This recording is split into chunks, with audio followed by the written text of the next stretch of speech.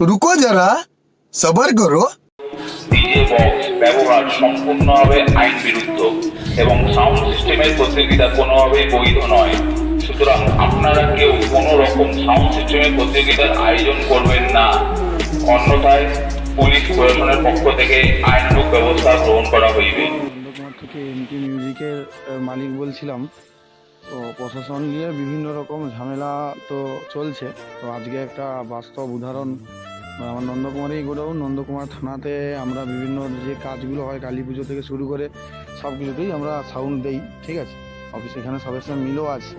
নিজের গোডাউনে অনলি দুটো মিড বক্স চেক করছিলাম, ওই অডিও টোনার কিওয়ার্ড দুটো মিড বক্স শুধু চেক করেছিলাম, দুদিকে দুটো মুখ দিয়ে। তো নন্দকুমার থানার এক গাড়ি পুলিশ এসে গোডাউন থেকে বক্স প্লাস গোডাউনের ভিতর থেকে মালপত্র তুলে নিয়ে গেল। তাদের বক্তব্য, এই ব্যবসা, এই বক্স থাকলেও আমরা তুলতে পারি, শুধু বাজলে যে তুলবো এমন না, থাকলেও তুলতে পারি।